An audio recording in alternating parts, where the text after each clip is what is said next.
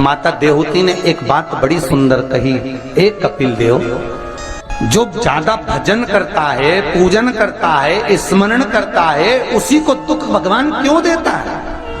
पड़ोसन कभी मंदिर नहीं जाती, अगरबत्ती नहीं लगाती, कभी किसी को 1 रुपया दान नहीं करती, वो तो खूब फले फूले।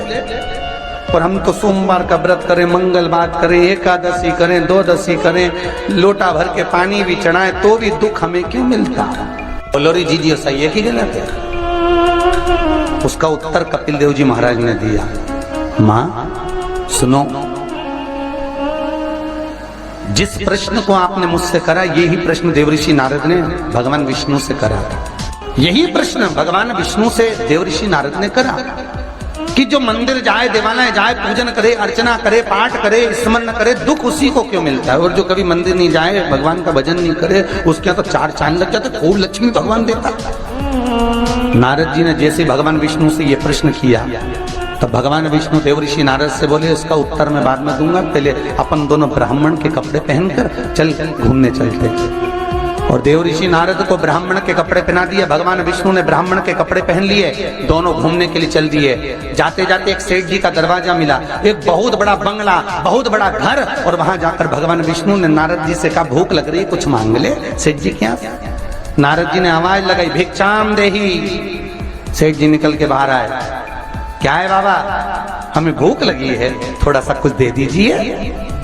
सेठ जी बोले, तेरा बाप रख के गया, दे दीजिए। निकल यहां से बाहर।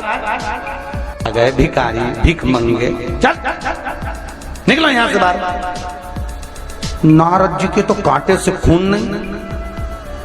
नारद जी भगवान विष्णु को देख रहा है, भगवान विष्णु नारद को देख रहा है। विष्णु जी ने नारद जी का हाथ पकड़ा, लेकर चल दिए वापस। नारद जी बोले, सेठ जी ने इतना अपमान करा, तुमने कुछ बोला नहीं?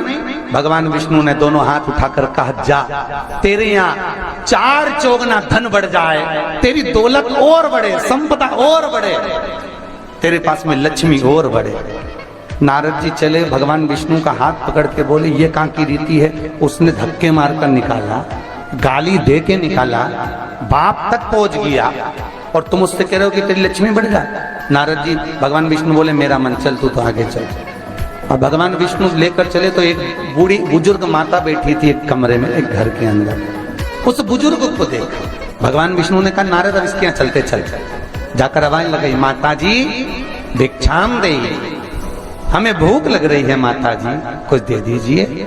माता जी बोली, देखो बाबा, मेरे घर में खाने का तो कुछ भी नहीं है, बस एक गाय है, उस गाय की मैं सेवा करती हूँ, दूध मिलता है, वही दूध रखा हुआ है, तुम दोनों अंदर आ जाओ। और 2 आसन लगा दिए माता जी ने, दोनों को बिठा दिया। माता जी दोनों के लिए दूध लेकर आई, दे दिया। भगवान विष्णु और नारद चले। नारद जी बोले, कितनी अच्छी माता है, बिठा के दूध पिलाया, पानी पिलाया, और बस सेठ जी ने धक्के मारकर निकाल दिया। भगवान आशीर्वाद दो इस बूढ़ी माता को। भगवान विष्णु ने दोनों हाथ उठाकर कहा, जा, तेरी गाय मर जाए। अब तो और कांटे से खून नहीं। भगवान देवऋषि नारद ने कहा, प्रभु तुम्हारा ये स्वरूप मुझे बहुत बुरा लगा। भगवान ने कहा, कौन सा स्वरूप? वो सेठ जी ने धक्के मारकर निकाला तो कहते हैं और लक्ष्मी बढ़े, और वो बेचारी गाय का दूध पिलाई और तुम कहते उसकी गाय मर जाए। हाँ। भगवान बोले, मेरा मन, तो तुमने ऐसा क्यों करा? भगवान बोले, नारद तू मेरी लीला नहीं समझता ना। नारद जी बोले, कभी समझूंगा भी नहीं, पहले बताओ ये क्यों हुआ, लीला जाने दो, मुझे तो ये बताओ।